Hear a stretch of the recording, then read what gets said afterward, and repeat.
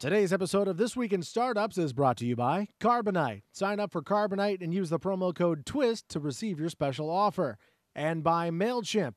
Manage lists with up to 2,000 subscribers and send up to 12,000 emails per month for free with MailChimp. Today it is our weekly news roundup. Entrepreneurs Dave Mathews and Brian Alvey are on the program. Kirin Kalia is going to read the news. Tyler's going to give us some insights. Stick around.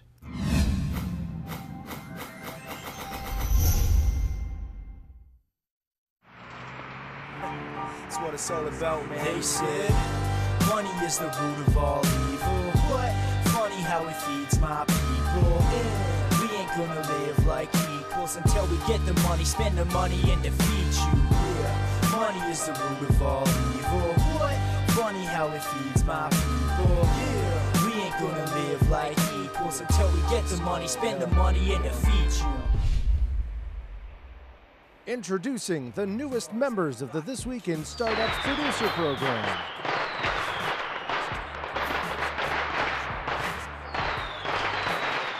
It's a busy, busy week in Silicon Valley, in Silicon Alley, and here on the Digital Coast. I'm Jason Calacanis, your host for This Week in Startups. With me, of course, Tyler Crowley, my partner in crime. How you doing, Tyler? Great. And where are you? What city are you in? Are you in Reno again? You were in Reno recently. I was in Lake Tahoe. You were in Lake Tahoe. Where are you now? Extending my stay. Extending your stay Yes. in Tahoe? Yeah. It's a great place. Hanging out with Chris Sacca, I take it. No, I think he's out of town on his honeymoon. Oh, very nice, very nice. Dave Mathews. Yeah, plural. There's more than Dave Mathews, not from the band, No, but thankfully. the entrepreneur who you did a great episode, and the fans love you. Thank you. Yeah. You're very honest. Thanks to the fans. And too. you're an It's great. inventor, so I feel like you have a unique position in the world because you've made the worst product of all time Ever. and you've made great products, Yeah, thank and you're you. bold and honest about it. That's right. Of course, you're famous for. Not crying on your show, I think, is what I came close. Did I come close? Not at all. But you did create the most hated product of all time, of course, the QCat. Yeah, which is also the most hacked product of all time, which is Right. why it's near and dear to my cold. And you swung for the fences. You went for it as an entrepreneur. You Yep. fell flat on your face, and now you're Yep. back doing Back. more interesting stuff with the company. Company NeuAer and our NeuAer. product ToothTag in the Android marketplace. So Yes. everyone go download it immediately. ToothTag. I think I what is won a what is competition you with that. did. You were technological innovation at the launch conference. That's a and wonderful why would I download ToothTag? The whole idea is your smartphone right now, until you run my software, is not smart. We can actually automate your life, making it route calls based upon when you walk in your office or check you into your favorite cafe or even find your car when you've lost it in the streets of LA. Awesome. It's a great product, and it really you. inspired people. It's great to hear the product is doing well. Also, Brian Alvey on the line from, where are you, Brian? New York City, CrowdFusion. Yeah. Yes. You're you in New doing? York City, and of course you do CrowdFusion, which is the content management system that powers. TMZ, The Daily, Essence, MySpace stuff, lots of things. Wow, industrial strength content management system. Of course, together we built Weblogs Inc. and the Blogsmith platform, and by together I mean you built Blogsmith, and I took credit for it. AOL has not come around to their senses and adopted CrowdFusion. Why not? I don't know. So they're a publicly traded company, right? Yeah. $3.3 billion market cap when they spun out. 2.2 a few weeks ago, 1.9 today, I think. Yeah. It's so trading I at think its they low. missed the memo. Right, correct. So I think they missed the memo about publicly traded company, try to beat your last quarter. That's your only job. Oh, Brian. I don't know why. So rough, Brian. In fairness, Google and Apple are crushing it. Kirin Kalia, of course, the managing editor of Launch, which is doing tremendous. We started doing one great week. Yep. A lot of breaking stories. Yep. We started with one profile a day. Now we've added some short blog posts, newsy stuff. We're always adding value to the news. Always adding value to news. I like that. Yep. And one thing that will add value to your life is MailChimp. MailChimp.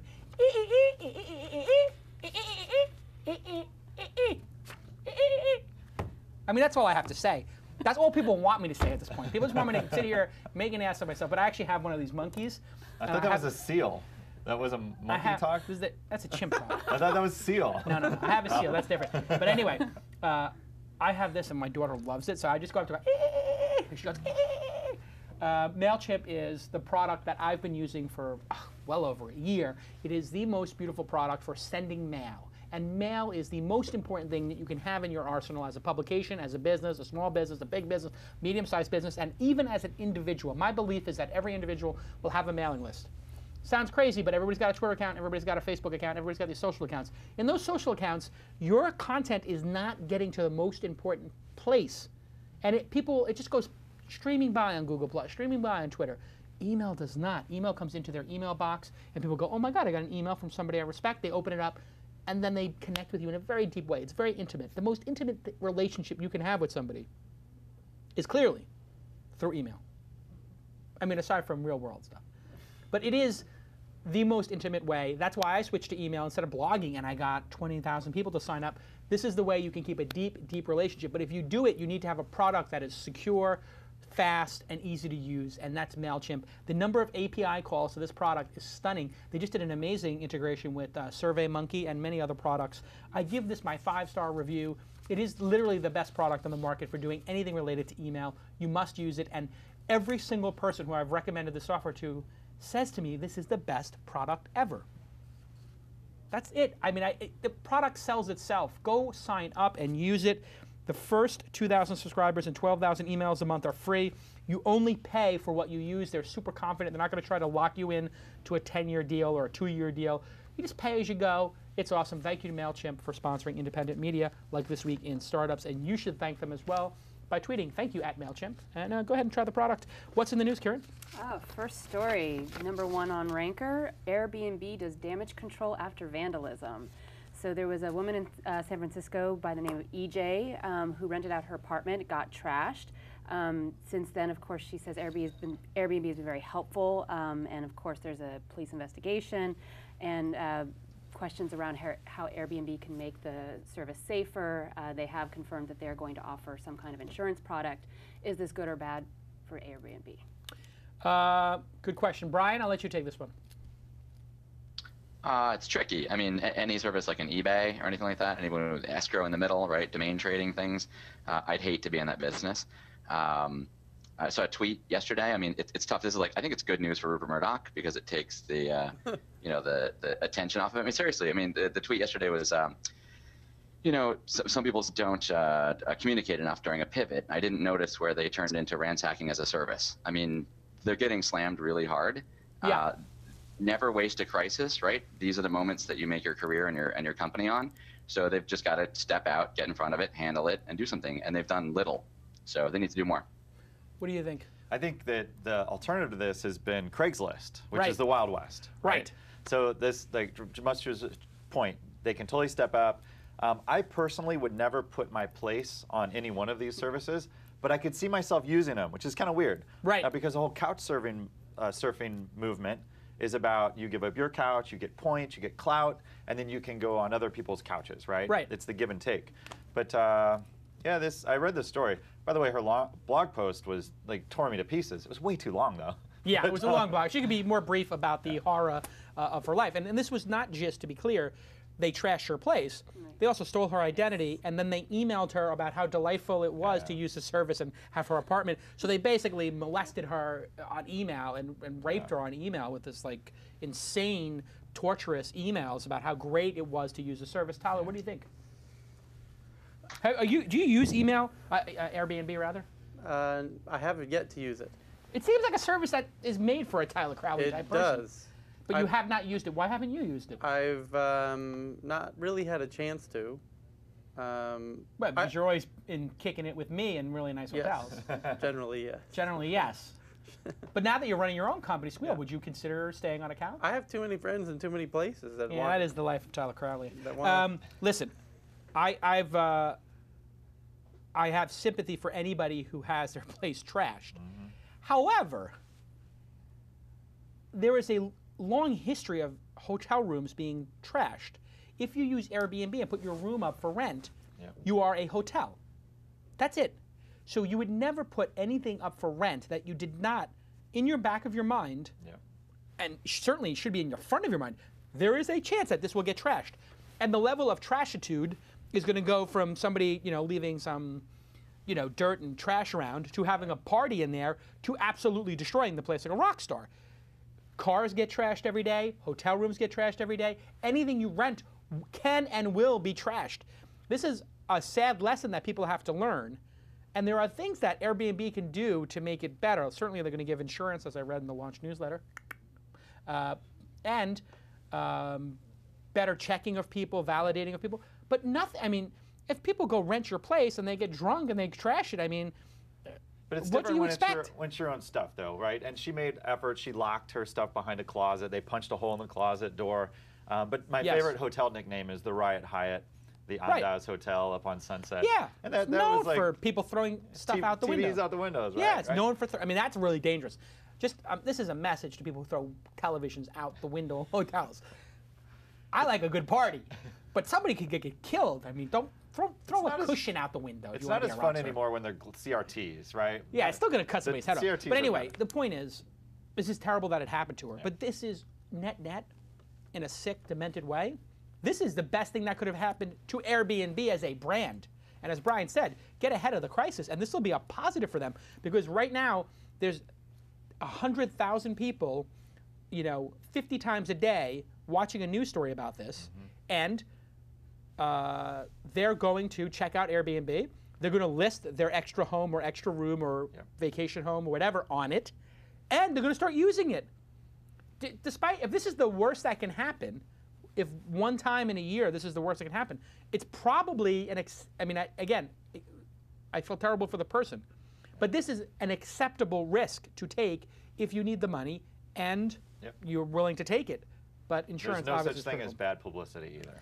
Well, there is. I mean, I would say the News Corp hacking scandal would be under the would be bad publicity because it's career ending for certain people, but and life ending for others. Was it life ending? Yeah. The guy committed suicide. The whistleblower. Oh, was that guy? Was that suicide? Yeah. They think, yeah. The guy who reported the scandal killed himself.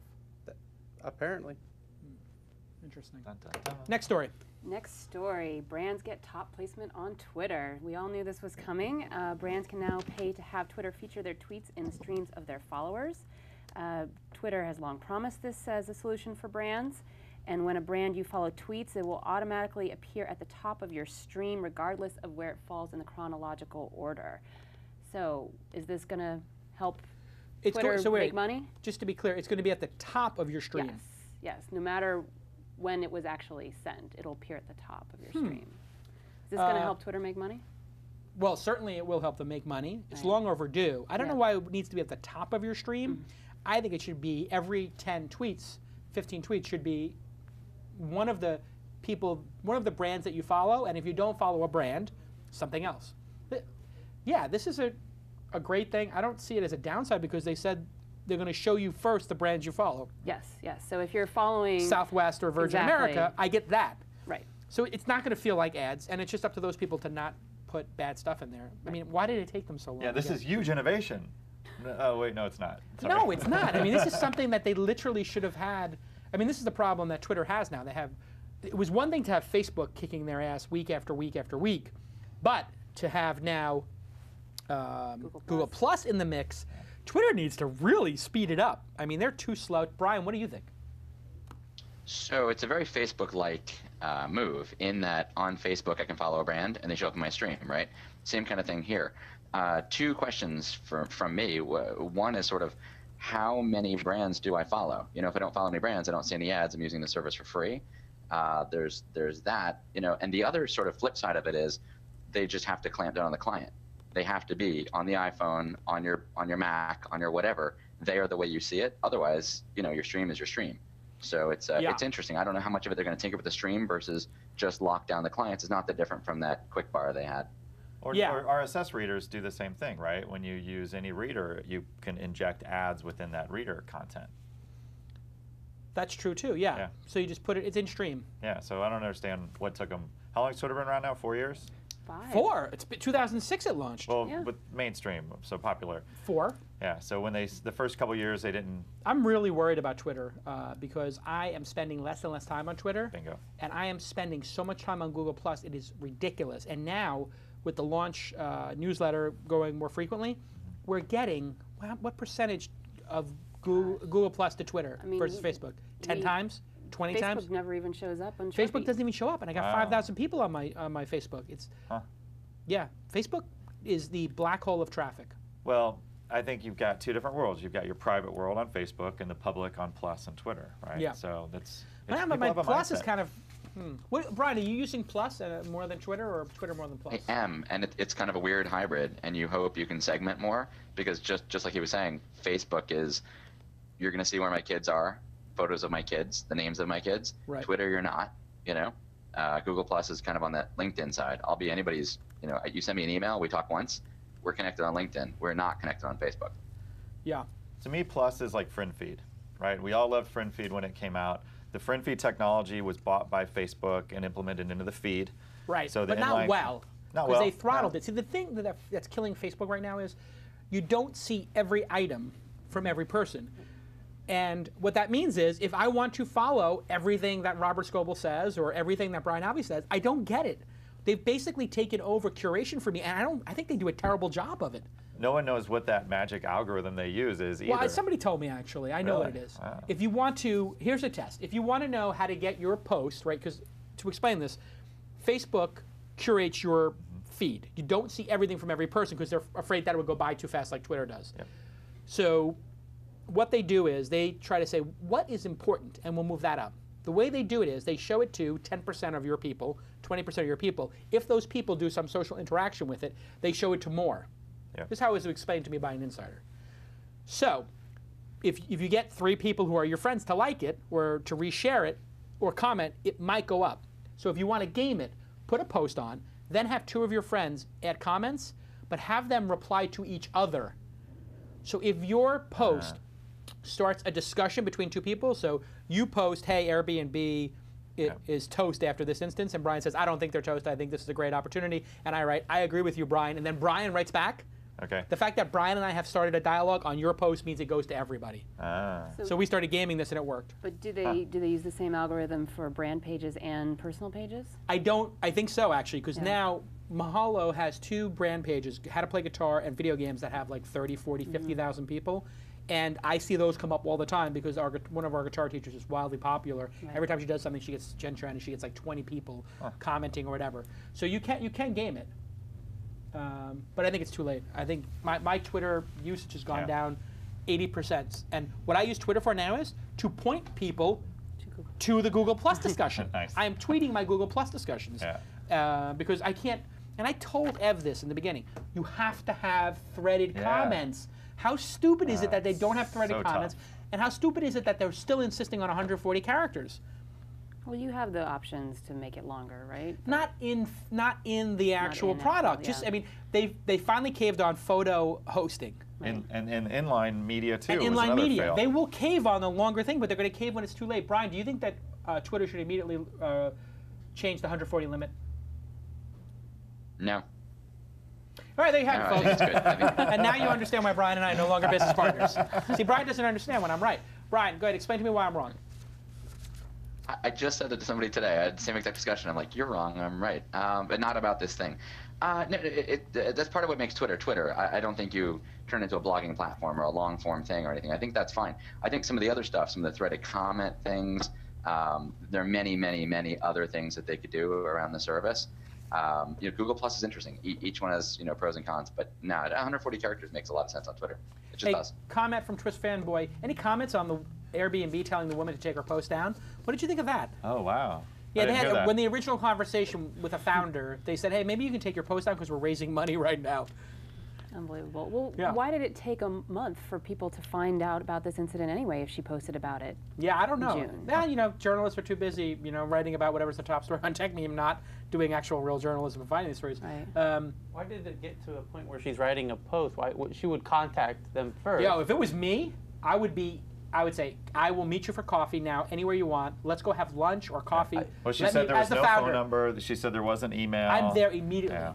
And second, I would say, whatever this is, listen, it's your responsibility to have insurance and all stuff. However, we're a big, successful company, and I want to make this right. We're not going to do this for everybody, but I am going to put my assistant on handling all your identity stuff, and we're going to pay for the damage.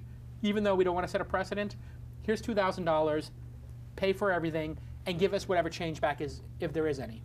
That's what I would have done. I would have shown up with $2,000 in cash, and I would have look like a total mensch. But Airbnb, it's 2 designers. They're not even tech guys. Right. And they got a lawyer telling them, it doesn't matter what the lawyer said. No, you F can't the set lawyers. the precedent, right? Right. Well, I would say to her, listen, here's $2,000 to pay for your bills or whatever. Consider it a loan against future revenue through the system or something. And next time, get insurance. And here's how you can get insurance. And this happens, and we feel really bad about it. That's it. I mean, they didn't do enough fast enough. You got to go really fast to a crisis and get ahead of it. Let's do the next story. Okay, AT&T to limit data rates. As Verizon has already done, AT&T will limit data rates in an effort to curb the problem of data congestion that's hurt their 3G network performance. Since the iPhone's debut, this has been a problem for quite some time. Heaviest users will see significant speed decreases once they go over a threshold of data estimated to be somewhere between 2 and 4 gigabytes. Since the phone's debut in summer of 2007, AT&T has seen an 8,000% increase in mobile data traffic. Of course. So AT&T is rolling new data throttling is rumored to begin in October, as is Virgin Mobile's. Is this a coincidence or a sign that the iPhone may be coming to yet another carrier? It's a price hike. Basically. It's essentially a price hike. What do you think? So Sprint has had unlimited data plan. I just got a new Nexus phone on Sprint. They now charge a $10 data premium across all the lines. So it's not the $69, $79, or $99 plan. It's now plus 10 to all those. I have my iPad with the legacy account, which is the AT&T. unlimited AT&T. Right, that's going away though. Well, I don't know, right? Yeah, it's going to go away. Grandfathered is what I was hoping for. But all right, here's what sucks. Jobs has told us that everything is going to be in the cloud now. So that means even more syncing across wireless broadband networks. We have LTE. Everyone's going crazy to build networks. What is LTE? It's the generation 4, and really generation 4.5 of what's happening with Wi-Fi. So is it the same thing as 4G? Or is it Wi-Fi? So no, it's not Wi-Fi. It's and it's not WiMAX. Right. It's LTE, long-term evolution, is what the acronym is for. But look, this stuff is going to be like DSL speeds, very low latency, very high throughput. When? It's like Verizon has networks up, Sprint has networks through Clearwire. All these networks are being put in right now.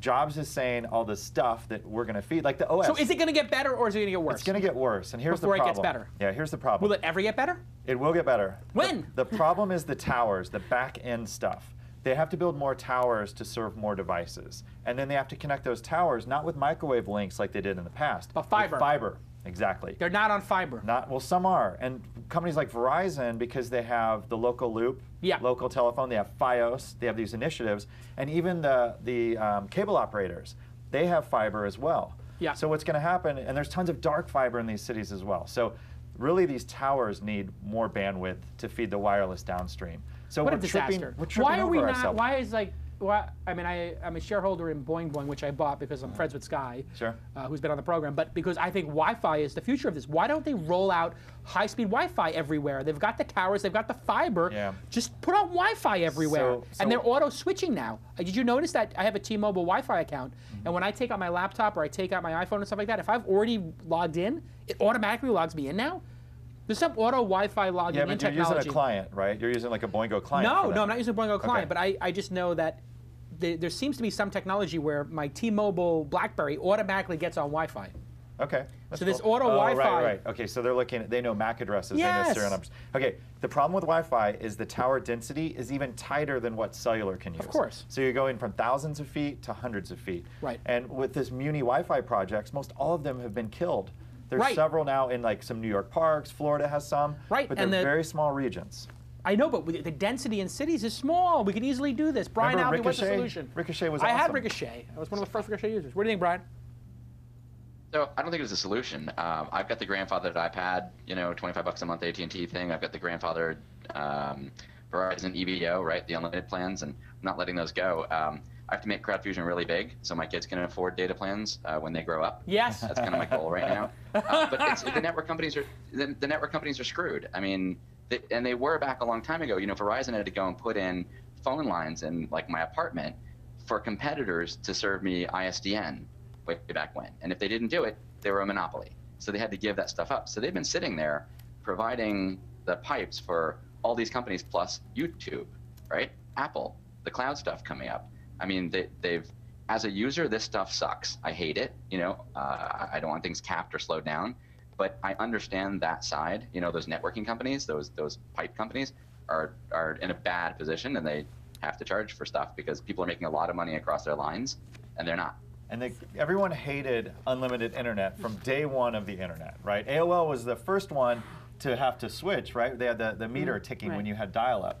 So this is just, finally everyone's saying, we can now get rid of that unlimited, unfettered usage. But the United States is not leading in this space. Why are we behind in infrastructure? Because we're we're huge. Like, no, because corporate, like that's not it. Most people live in a city in this country anyway. And who cares about the people who don't choose to live? If you choose to live outside of a city. You're talking to my people. Yeah, listen, if you choose to live on a ranch, you get all the benefits of a ranch. You don't need high-speed data. You got all that beautiful air, and you got the vistas. Screw those people. I'm jealous. But if you live in a goddamn city, you should have fiber. And it's enough with the nonsense, enough with the fiber. Yep. Here's a startup company I will invest in, and somebody should do. Some entrepreneur with some time on your hands. Community demand-based fiber. You get 10 people on your block. You say what it costs to put fiber to a block. $50,000 to rip up the street. Yep. Then you say, be the first person to commit, like Kickstarter. Kickstarter for fiber. That's it. So that's the solution. This has been done before. I moved and from California, from Texas, and some communities that were private, they had to pay their own right-of-way or passage or whatever it's called. It's called ripping up the goddamn street. Yeah, but oh my God, I was so happy when I came home one day and I saw a huge fiber spool on my front yard. Of course, from man. Verizon. Brian, why don't you just pay for your whole neighborhood? You got Allen Houston and all the Knickerbockers living next to you. I don't want to say that you live up in White Plains in a ridiculously large house that Engadget paid for, but God damn it, why don't you run a fiber up there? You got a bunch of millionaires living next door. We got it. We have I remember waiting for that. Actually, my old house, we had FiOS, and I moved into this nice big house you just described, and it didn't have that for like 3 years. So it was kind of painful. But now you have FiOS. But we got it. Yep, now we have FiOS. So all the rich people get absolutely. FiOS, and the poor people get nothing. I live in the city too, in an apartment that I'm sitting in. And that they stop deploying FiOS now. Verizon has paused the FiOS program. That's because they had to rip up too many streets. It's so stupid. You know, it's like the last mile is the biggest pain, right?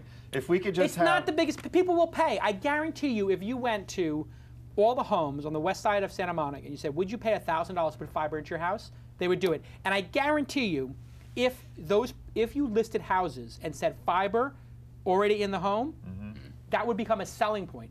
You could put on Zillow, Solves your real estate search, show me only homes that have fiber. So and people would click that button. But let me tell you about something. And this is a very important thing. Carbonite is the ultimate backup program. Can I do it over the cloud? That's what Carbonite's for. Oh my God. Carbonite. Don't stay up all night. Sleep well, sleep tight. Get Carbonite. Okay? This is what I do. I have insomnia because I'm so scared of losing my photos. I'm so scared of losing my documents. I'm so scared of losing my videos of my precious daughter. I don't want to lose that stuff. So I use Carbonite. I back up with Carbonite. Get your free trial. Use the offer code TWiST this week in startups. TWiST. You'll get, how much do you get for free? 2 bonus months if you use the code TWiST. That's amazing. Everybody go get Carbonite. Put it on all your computers. Wherever they are, they'll get backed up. Go get a free trial at carbonite.com. And they have a newly launched product for your business, for my business, for Tyler's business, and for Brian Alvey's business. Carbonite for Business is here. Individual plans start at $229 a year. Brian, how you got to back up to the cloud, Brian. Did you use Carbonite yet?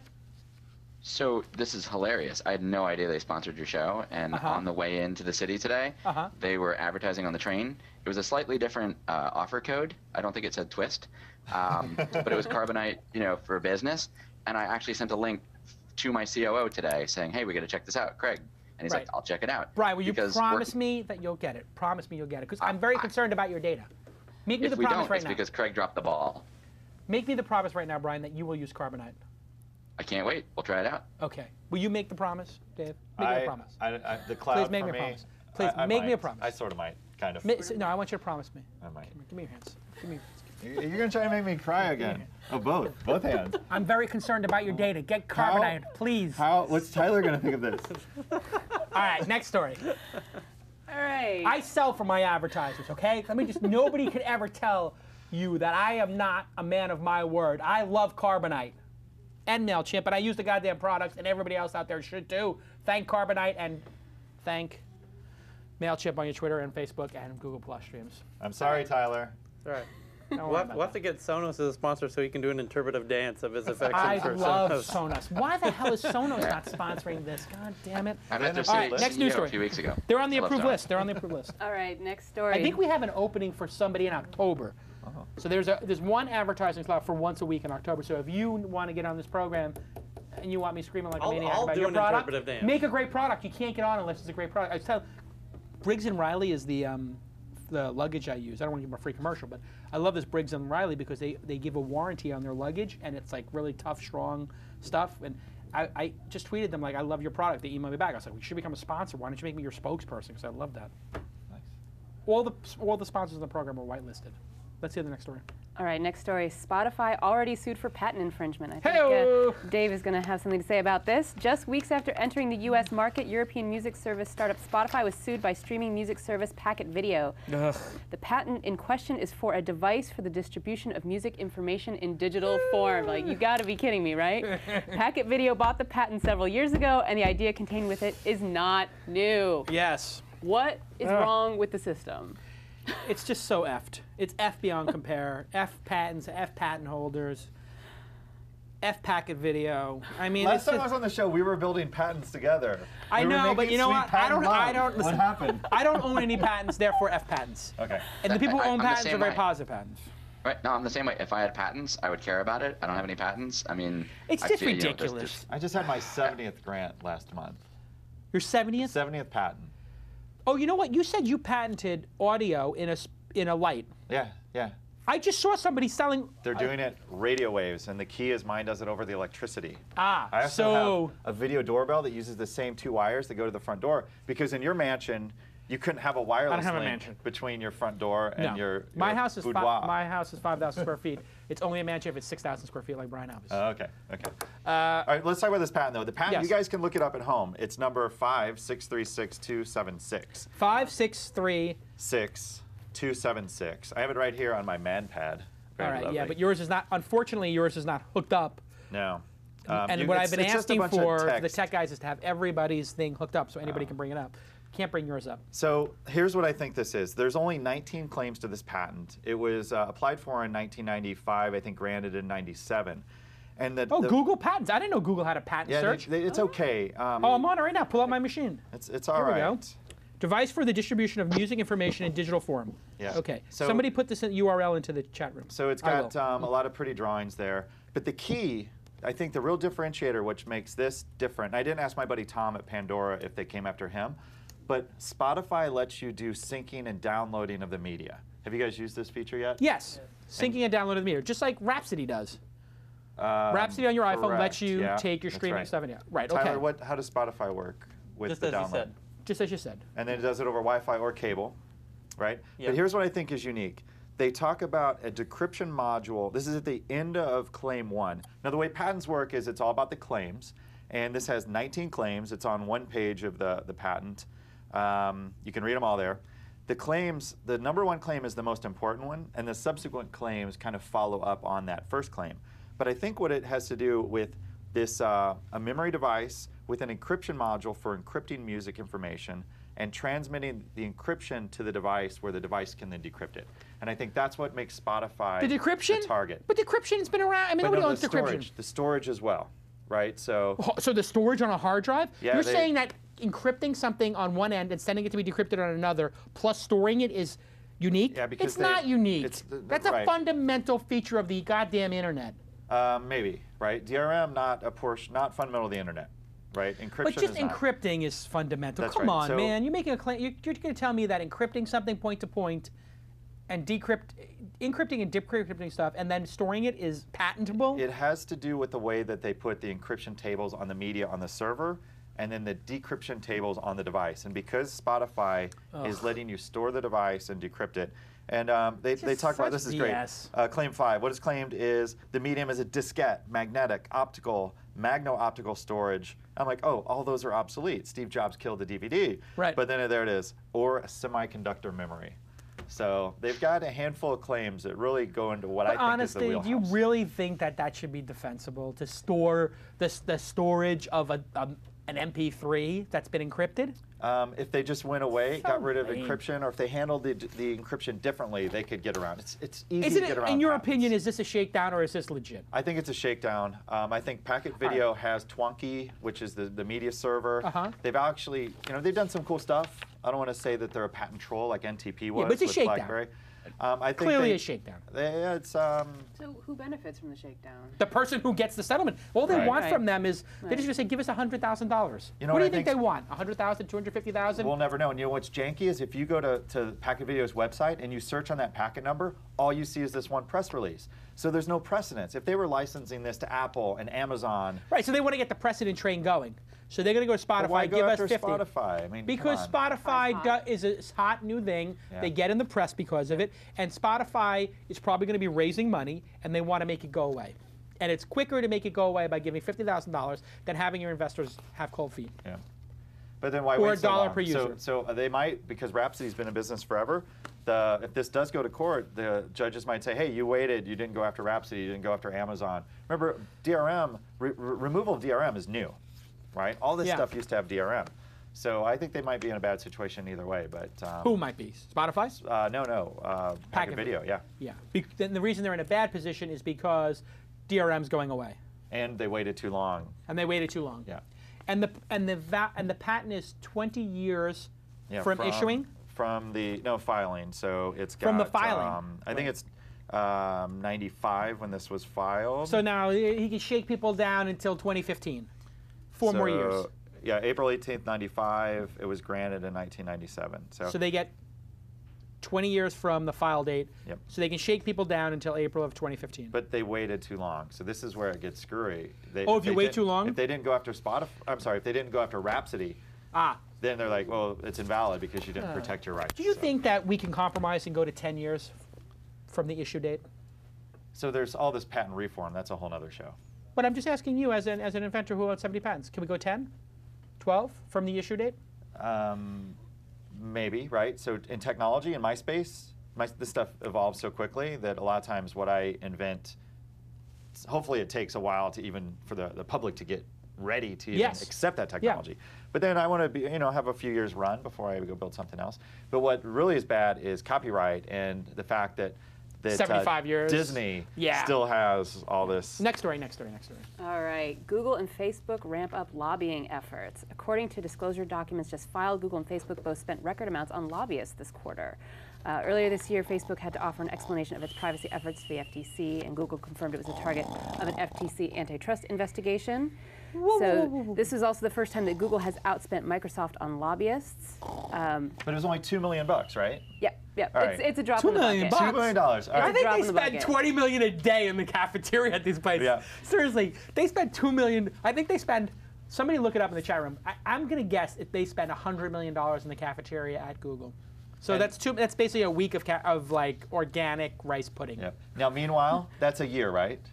Sure. In a year. A year. AT&T, do you know how much they spent in lobbying last quarter alone? $100 million. It was $5 million. $5 million. Oh, $5 million Last a quarter. year, $15 million, right? 15 Yeah, million. I saw somebody reported as $5 billion, and I'm like, Yeah. what? No. And then they No, that was the changed typos. payoffs. Those were the payoffs. Yeah, exactly. Those are the private jets and trips to the junkets in the different places. But it's a more serious question, which is what are they actually trying to influence with this Although money? they do They have, just- although there is another kind of lobbying, which is Marissa Mayer having Obama's fundraiser at her house. Of course. That might buy you. That's more bang for the buck, I think. Well, listen, all this does, the reason people are doing this is they want, when the legislation comes down and when people start lobbying for stuff, they just want to be able to start the discussion in hour 2 as opposed to hour 1 of getting to know each other. Yep. So the technology industry just wants to be having educated people like, hey, we're good people, we're normal people, don't worry about it. Like, it's very scary to you look at Zuckerberg and you see the history of it. It seems like a scary dude who would do something insane with your data. But if you've had dinner with him 3 times, well, in his case, it's in his case, it's going to still feel pretty scary. But it's having had lobbyists. dinner with Zuckerberg, I can tell you I was more nervous after dinner that he had my data than before. Oh, wow. Yeah. Did you get super poked? I didn't, but I just thought, my God, this is a Machiavellian, insane person. Like, I really got the sense that this person was so driven Coming from Jason Calacanis. And that's coming from me. Wow. Thank you, Brian. Yeah, Brian. Ding. You took the words out of my mouth. No, seriously, I was just like, my God. Yeah, but I don't have anybody's date. What do I have? You know, like I'm not a threat to anybody. He's like a real super threat. Super poke. Wow. Anyway, anybody else have any thoughts on why they're spending this money? It's not even. They I don't thought you get put it really access. nicely, that just getting to know people. I was like, that's very polite. Our industry just lobbies, to get to know people.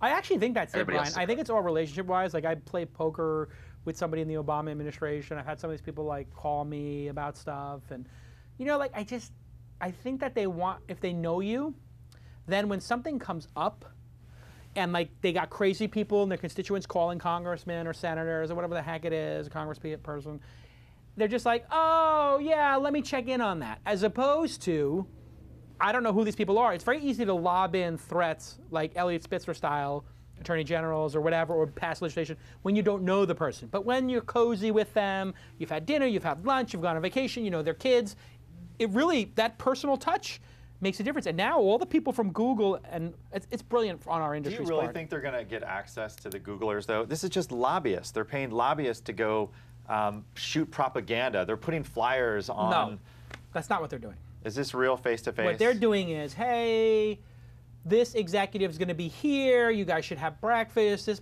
at Davos. Why don't we have lunch? Yeah. And, oh, let's go over here. This person's rolling through. Let's get dinner. That's what they're doing. I think that's a portion of it, though. I think there's a lot of pushing agendas and a lot of. Of course. A lot of the stuff. Well, I mean, that's we have happening. things like cookies and data storage and all this stuff. And so what they're trying to do is let people not. They're trying to get the fear factor down. That's right. Yep. And that's what this is all about. Don't be Educating the members of scared. Congress who are Yeah. not familiar These with any of people this stuff. don't know anything, so they're just like, listen, this is what a cookie does, and this is how we're using it. We're not trying to. We just want to, instead of showing you an ad that you don't want, we want to show you an ad that maybe would be more interesting to you. And if we do that, we can keep these services free. And if we can't do that, well, then we have to charge for the services, and the economy doesn't grow as well. Just targeting advertising, nothing to be scared of. I mean, it's not true, but. Whoa. All right, next story. Google launches experimental hotel finder. Google's new tool uses their Maps technology to allow users to search and book hotels through the property sites or deal sites like Expedia, Hotels.com, and Priceline. Sorting options abound: hotel class, user ratings, average price per night, how far above or below the current prices to the hotel's average price. From there, you can make a short list of your favorites you want to compare or review later. The site is currently ad-free and only available for U.S. hotels. What does this mean for the I'm showing it on my screen, by the way, if you guys want to pull hotel it up, industry? This is just like when they copied Yelp content as part of the Google Places. Yes. Look at all these beautiful, wow, this is a really well-designed service. Look at that, when you click it, it gives you all these beautiful photos. See, this is the thing, Google's getting better at design. And look at, they're getting all the reviews in here. I mean, Hotel Chatter, Trip, they're basically killing TripAdvisor now. This is the end of TripAdvisor. Who loses? Cui bono? How do we say who dies? Cui bono is who benefits, right? So what's the opposite of cui bono? Somebody look it up, Tyler. Make me look smart. Dance monkey. No, but look at this. They have all these reviews in here now, and that's what they did with their Yelp killing product. Exactly, correct, Dave. They're just taking startups one by one and incorporating them into the board. What is interesting is that they let you book through the partners. Now, are the partners paying to book? They pay a click. See, it says Travelocity, and those are ads. So those people are paying. See that? Look at that, huh? This is how we do it on This Week in Startups. We break it down. Look at that, ads. So in order to get listed there, you got to be willing to pay for the click. Wow. So they just disintermediate everybody. This is the kind of stuff the Justice Department is really concerned about. So why would they do this? Mafia Why would they do it? This is why they need Because lobbyists. I'll tell you why. Because Bing, the second person, is actually doing stuff like this. Bing copied the sidestep model. They have their own travel thing, and they're trying to catch up. And in order to, search is dead. What people want is an answer. That's what I tried to accomplish when I did human-powered search, and we had the worst thing in the world, moderate success. But what you're seeing is giving 10 blue links is not what people want. The next phase is giving an answer. Well, if you give an answer, then you've basically negated the reason for all these startups. You don't need TripAdvisor. You don't need Yelp. You don't need, X, Y, and Z. How about Room 77? Well, Room 77 might have something unique. So what I think Yeah. that Google needs to do is start licensing data from parties and spread their wealth a little bit. So here, they could say, Right. we're gonna, the easiest solution for Yelp, and they could have made Jeremy Stoppelman and this partner huge advocates. They should have just said, here's $10 million a year. We want to license your reviews and pull them in. and we'll be partners with you. We'll give you $10 million a year. And you know what? They would have said, sure. Oh, here's a 5-year deal for $50 million. But Google doesn't think that way. They think, oh, well, we can just collect all this information ourselves. And they have to change the way they're thinking, or they're going to become really hated, I think. At Brian, least what do you with think? Microsoft, they bought Faircast. They did. And they bought PowerSet for the Bing, to your point of the answers, right? Yeah, but even still, if you should do a little co-opetition where you start licensing data from people. But, you know, listen, it's a free market, so if Google wants to make the one answer engine that unites them all, who are we to stop them? That's the product people want. They're trying. Yeah, I played with it. It's you know, Yelp is very pretty. Yelp is kind of easy to use. This is close. It still feels very Google, as in, you know, developers designed it. And I think with I think, you know, the black toolbar, the stuff they're doing, overall, Google's getting maybe more designer friendly, right? I don't know, man. I'm looking at this Omni Hotel San Francisco. What do you think of this, Brian? That looks pretty sexy to me. I think somebody at Google figured out that images are important. Yes, I think it was the people who were looking at Bing. Yes. Yeah, you're right, Brian. But look at this design. When you click to open something, it immediately, this is a very small aesthetic thing, but when you click to open one, let's say it's the last one on the list here, it actually puts it and opens it up full screen to the top of your screen. It's a small little, you know, JavaScript detail, but it's important. This is a really good looking program. What do you think, Brian? Should the Justice Department start getting up in Google's business? When they steal people's content like that, you know, yes, the reviews, all that stuff. It's tough. I mean, Google's never going to write all that stuff. They're never going to be the first place where you go, I mean, unless Plus works out to put in reviews on things and be, you know, UGC. What do you think about Google putting their stuff at the top of search results, like local, and then pushing TripAdvisor and Yelp down? Should they be allowed to do that? You mean like when their own service is in there? Or like local. If I were to type in, if I go to, you know, if I type in pizza restaurants, if I just type in pizza, and I do a search for pizza, the local results, actually in that case it didn't come up. Yeah, they are. It's on the right. Yeah, but no, look here. This is all, see this here? This pizza place is in Santa Monica. That's all Google results. And so then pizza from other places is going to go lower.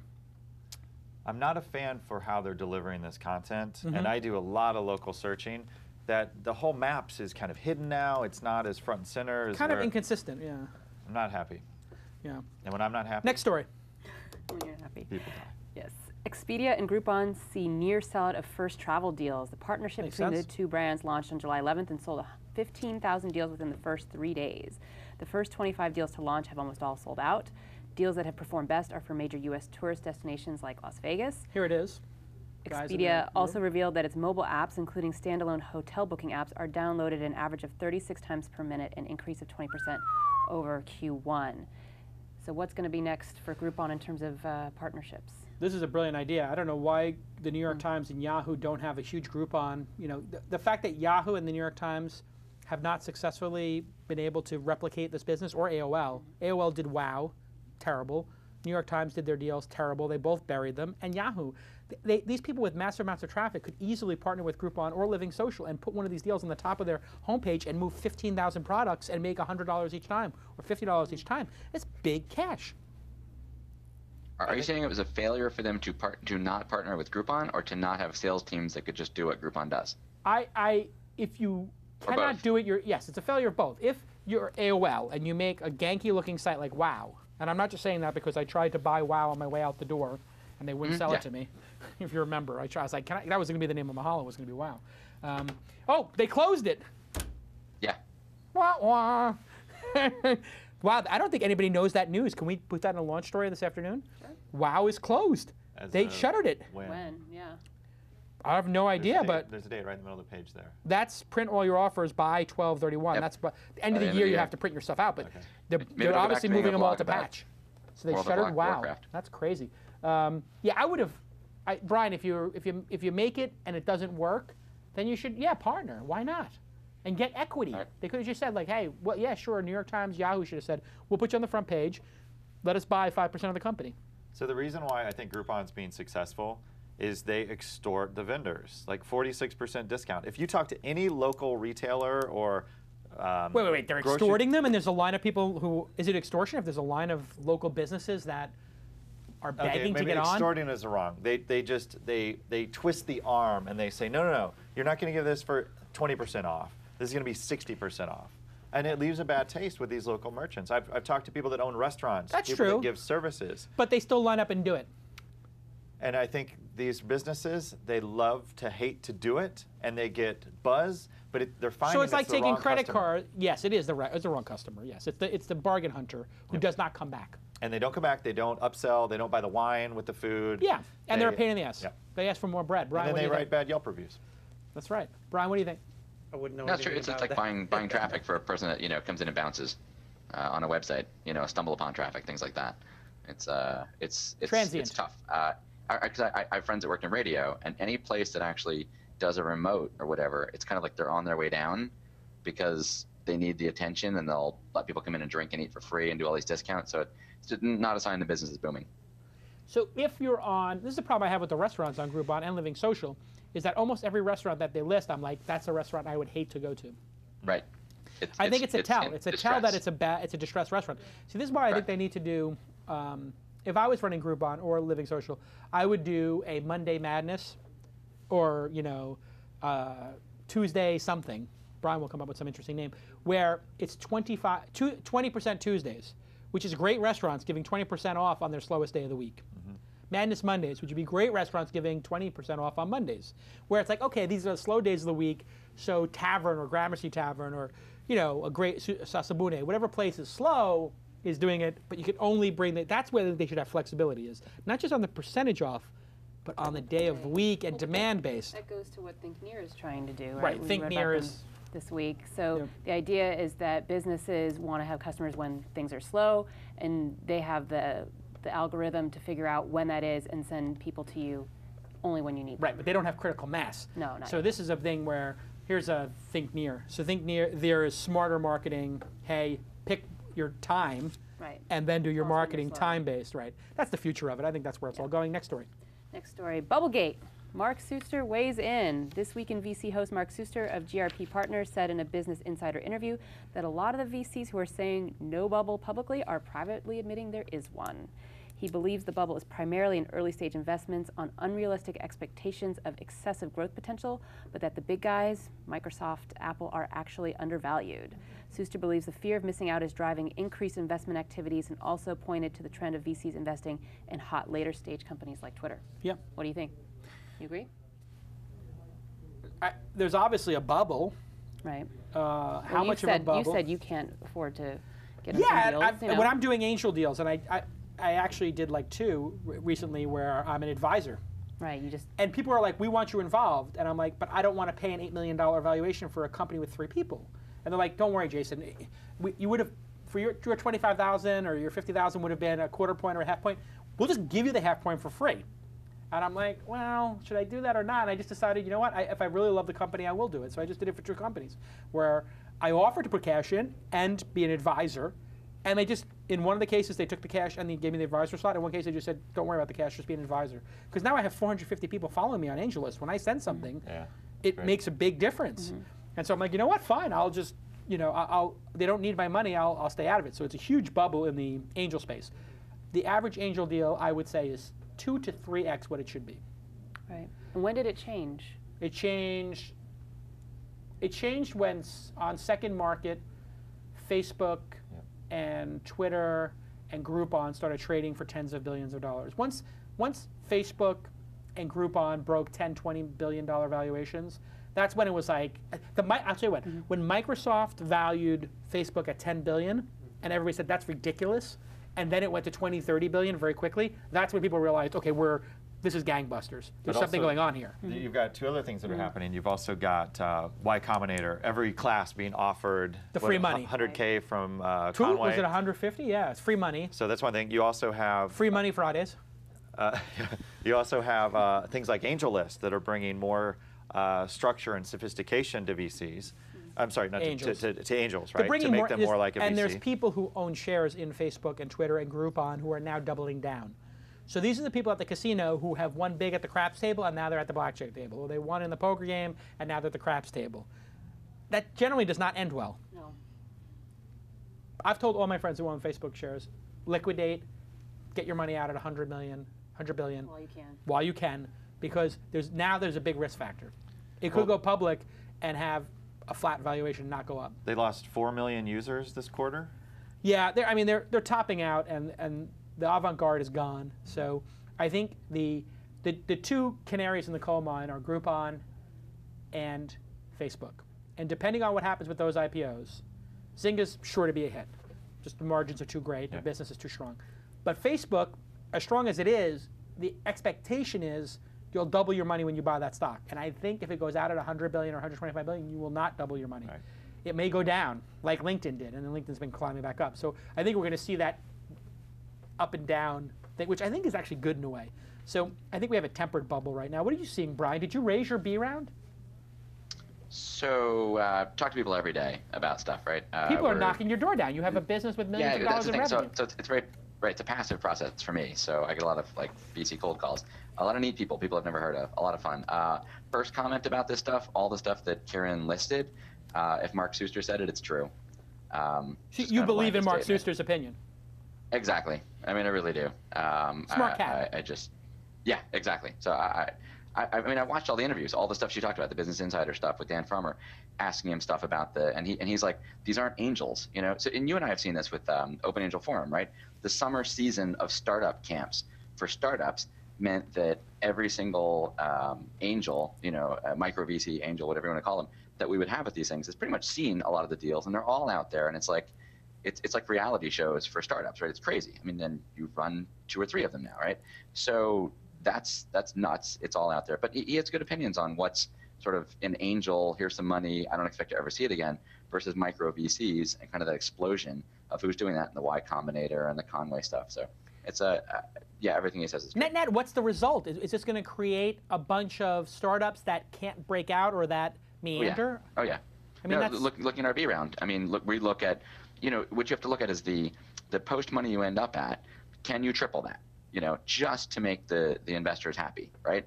They'd love 10 times, they'd love 5 times. But I mean, below 2 or 3 times, you've actually failed, you know? So we look at, you know, the value of our company and what we're raising at and what we talk to people about raising at.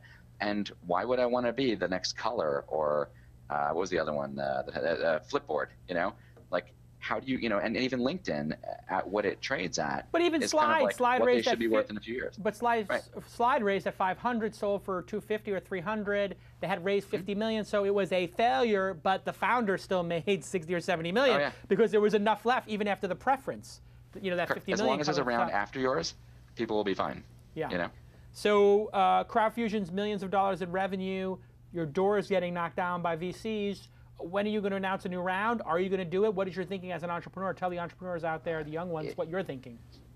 So we go through all the regular mechanics, right? Can we get can we actually increase, you know, let's say we raise at whatever number, can we get 3x on that a year and a half from now, 2 years from now?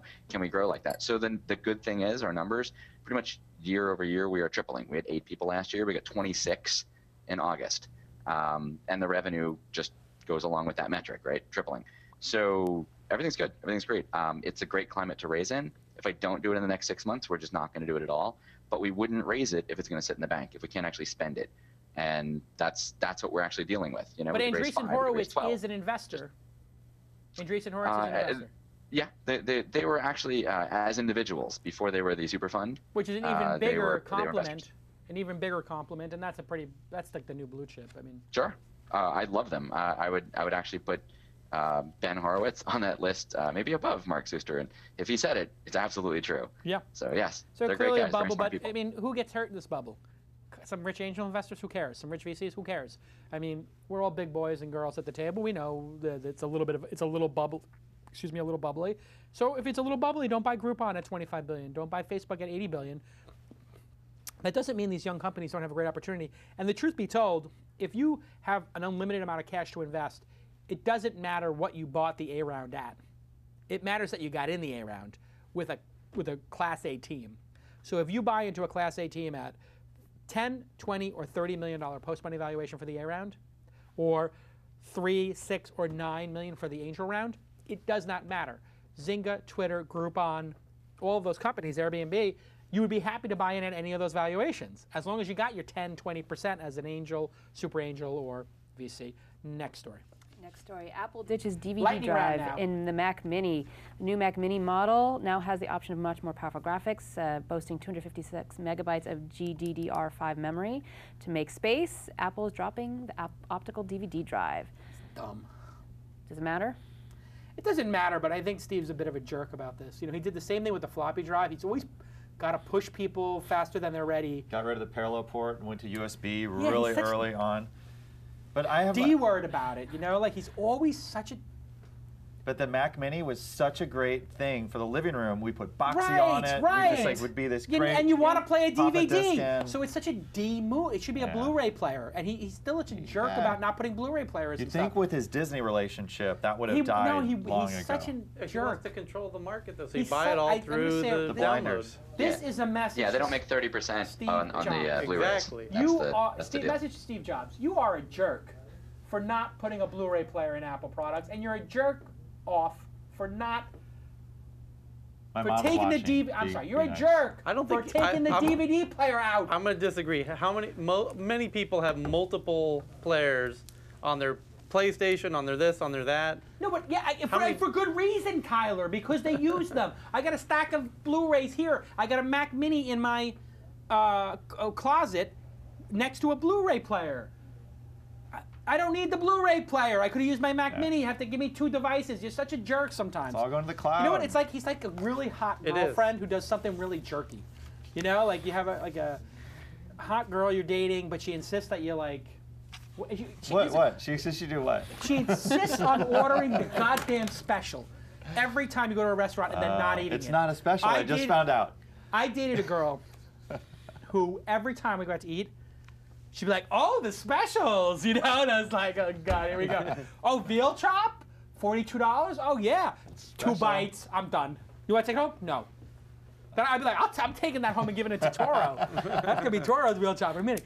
That's what Steve Jobs is. He's that jerk of a girl who you take to dinner, order, and she's just like wasting money. But you don't and- break up with her. She's too pretty. I know that's the problem. I She's did so break up with pretty. her. But you don't marry that girl. I'll tell you that because you don't want to deal with that nonsense for the rest of your life or guy. Anyway, let's go to the last story. All right, How we I got on think this we tangent. have to talk about the tweet that caused the LA street riot this week. No, Dave is following this. Oy vey.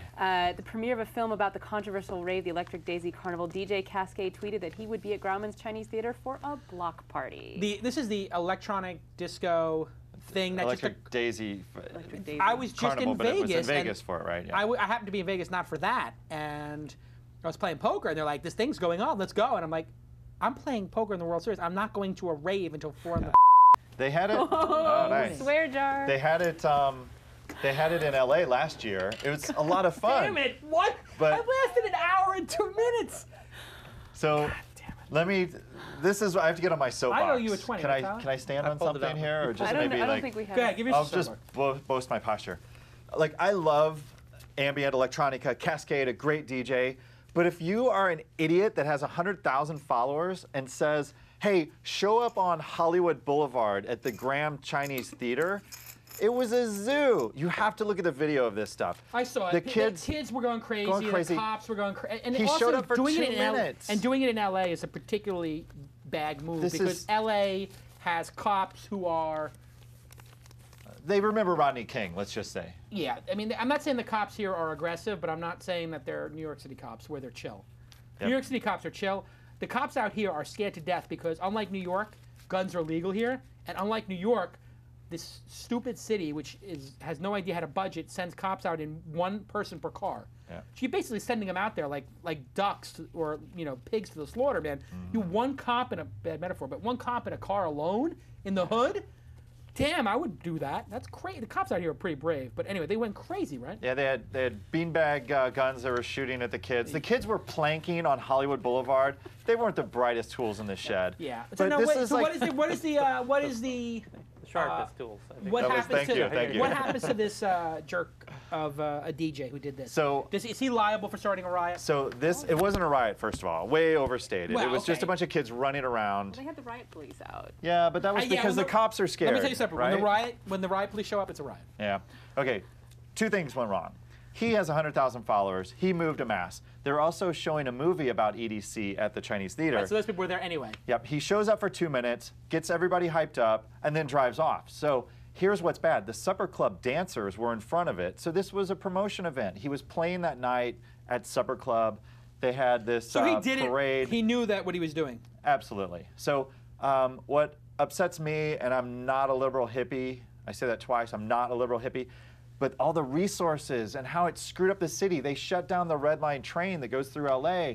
They had, the kids were running rampant through the streets. It was such an amateur hour move.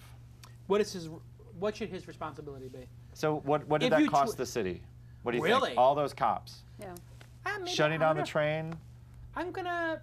Am I rerouting agree buses. I think I'm gonna agree with you. I think I'm gonna agree. Wow, I'm so sad we didn't have a close-up of that one. Yeah. Beautiful. Okay, last story. We're a minute. Last hour, story, 5 minutes. Logitech review price cut to $99. And it's After a net loss of $29.6 million in the first quarter, Logitech announced it plans Sure, to for cut the Google price. TV. Yeah, Yes. Such a fail of device. Yeah. This is Apple Also got with rid of their Apple TV. CEO. Had the content, Boxy was all open. The Logitech had the Google engineer method, like, oh, we can turn on everything. We can turn on ABC, NBC, Fox, and each of those networks shut them down. Snip, snip, snip, one by one. Yeah. Fail of a box. I can't Why wait did they for release the YouTube box? Why did they just call it the YouTube box? Because Apple TV does that for $99. This was like a $299 box. It when was came too out. expensive with a very Way too powerful. Started at expensive. $300. That's all right. Google will figure it out. Yeah. I mean, it was a bit of a disaster. Right. But it's Logitech's fault for making a device that was not competitively priced and not having a business model. See, what I think this It is was what, an Atom. It was a netbook in there. It was too expensive. Yes. Let me explain to people how to do this. Oh, okay, good. YouTube is a huge brand. It's already known. Make a $99 YouTube box. Lose $50 on it. However, put a menu of YouTube items that have ads, and just kids will buy it up. The YouTube box that lets you, and then have on the remote control the names of the top 20 YouTube stars. Qasim G, Bieber, your iJustine, favorite. Bieber.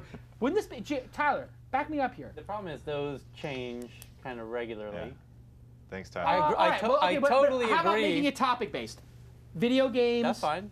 how-to, Great. cooking, and sell a remote control that says cooking, how-to, Your iPhone Better beauty, yet, make it an makeup. iPhone. Yeah, make it an iPhone remote. No, control. but you have to understand, people are stupid, and you want grandma to go, oh, Tyler's always on the YouTube, and then she gets it to him and gives it, oh, you're on the YouTube, here you go. And then he takes it and he goes, oh, I set it up and I hit video games, and it showed me the best You video have a game. Jewish mother, Tyler? Yeah, no, I think that was Weird.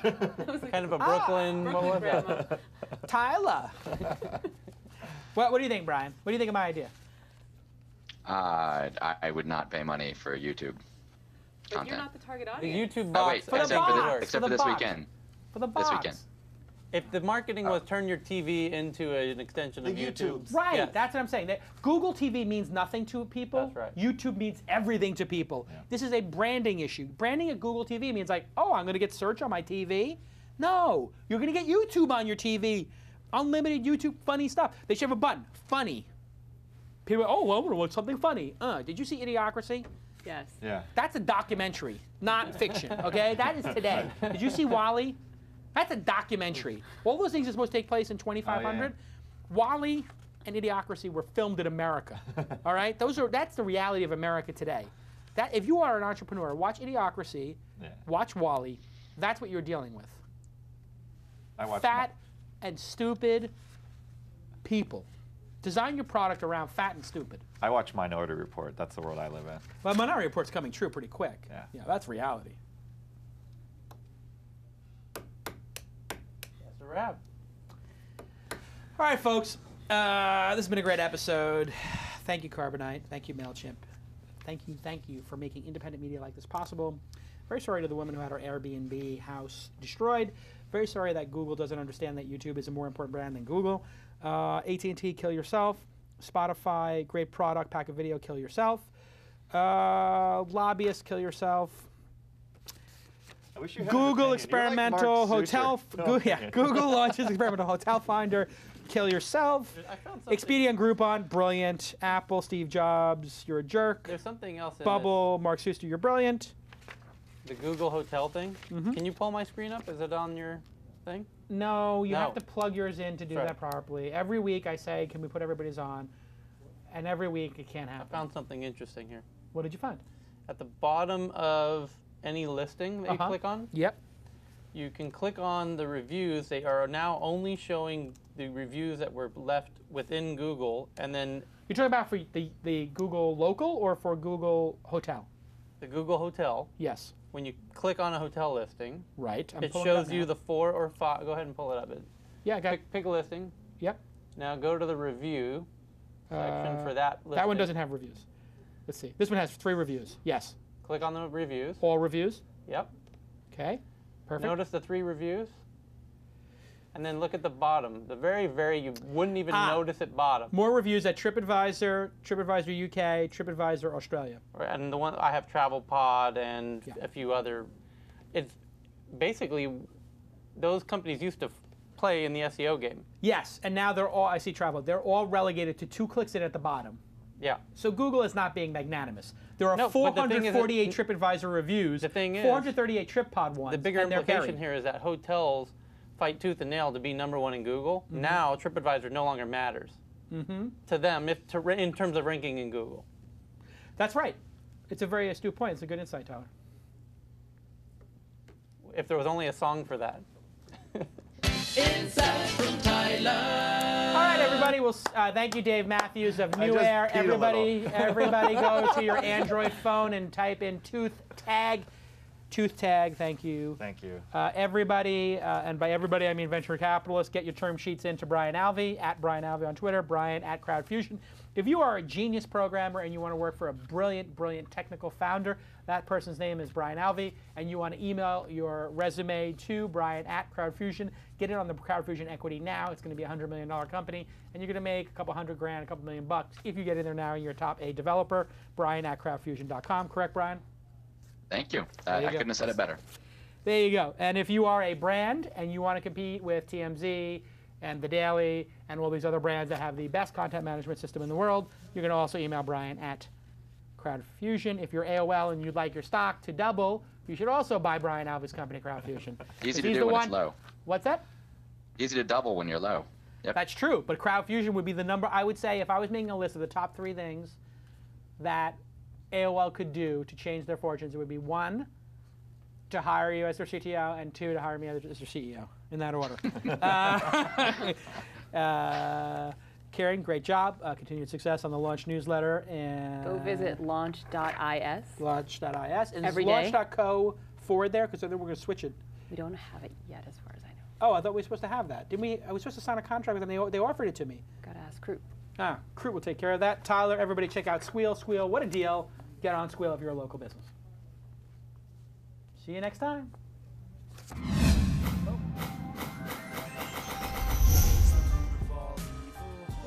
Funny how it feeds my people. We ain't gonna live like equals until we get the money, spend the money, and defeat you. Yeah, money is the root of all evil. What?